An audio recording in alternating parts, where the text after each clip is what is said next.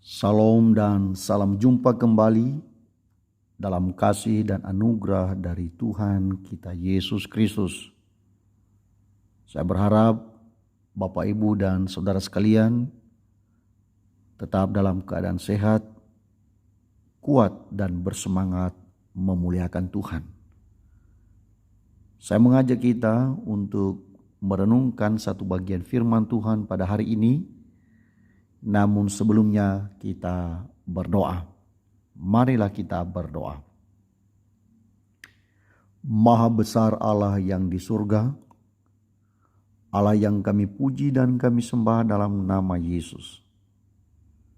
Kami serahkan hidup kami kepada Engkau di pagi ini, karena Tuhan baik bagi kami.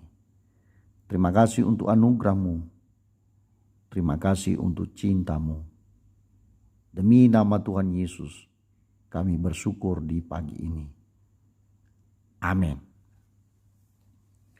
Saya mengajak kita untuk membaca satu bagian firman Tuhan yang tertulis di dalam Keluaran pasalnya yang ke-20, ayatnya yang ke-16. Beginilah bunyi firman Tuhan. Jangan mengucapkan saksi dusta tentang sesamamu. Nats yang kita baca hari ini merupakan penggalan kecil dari kitab yang ditulis oleh Musa. Tuhan melihat betapa banyaknya manusia yang selalu bersaksi dusta tentang sesamanya. Karena itu Tuhan berfirman, jangan mengucapkan saksi dusta.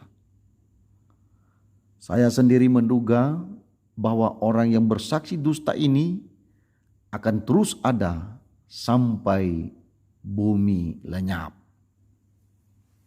Secara sederhana, ayat ini dapat dipahami bahwa Tuhan senang dengan kejujuran. Sebaliknya, Tuhan membenci bibir penipu dan dolak-dalik. Tuhan mencintai kebenaran karena Dia sendiri adalah kebenaran. Tuhan menghendaki supaya segala sesuatunya itu murni dan tidak bercampur dengan fitnah ataupun gosip. Saksi dusta adalah memberi informasi yang salah, atau setidaknya mendukung informasi yang tidak benar. Ini adalah kekejian bagi Tuhan. Tuhan tidak senang pada kepalsuan. Mungkin saja kita bisa memalsukan informasi di hadapan manusia, tetapi tidak demikian dengan Tuhan. Ia Maha Tahu, dan karena itu Ia tahu segala-galanya. Tuhan tahu kalau kita sedang menipu. Tuhan melihat ketika kita memperdaya orang lain. Oleh karena itu, Tuhan tidak mengizinkan siapapun untuk berbohong, menipu, dan memalsukan fakta. Tuhan pasti menghukum orang yang berjiwa pendusta, yang menyangkali kebenaran. Mengingat karena saksi dusta ini dapat mengakibatkan dampak yang buruk, maka harus ditangani secara serius. Tuhan peduli dengan orang yang mungkin saja menjadi korban atas kesaksian palsu yang diucapkan seseorang. Tuhan adalah hakim yang adil. Tuhan pasti berlaku adil. Tuhan tidak sembarangan untuk memvonis atau menghukum orang lain. Tuhan benci pada hal-hal yang bengkok dan tidak lurus. Seorang saksi diwajibkan untuk menyampaikan apa yang dia lihat, apa yang dia tahu, supaya pengadilan memutuskan dengan tepat. Seringkali informasi dari para saksi menjadi penentu benar tidaknya sebuah keputusan. Oleh karena itu, saksi harus benar-benar dapat memastikan bahwa kesaksiannya bukanlah dusta, melainkan kebenaran dan fakta. Sebab jika saksi memberi keterangan yang salah, maka keputusan hakim pun bisa salah. Sebaliknya, jika saksi menyatakan hal yang benar, maka dapat dipastikan bahwa keputusan hakim adalah benar dan berwibawa. Jadi, ketika Tuhan mengatakan jangan mengucapkan saksi dusta, maka itu berarti Tuhan mau supaya kita hidup dalam kemurnian tanpa kepalsuan. Tuhan mau supaya kita juga menjadi agen keadilan dengan menyatakan hal-hal yang benar. Matius pasalnya yang kelima ayat 37 mengatakan demikian. Jika ya, hendaklah kamu katakan ya.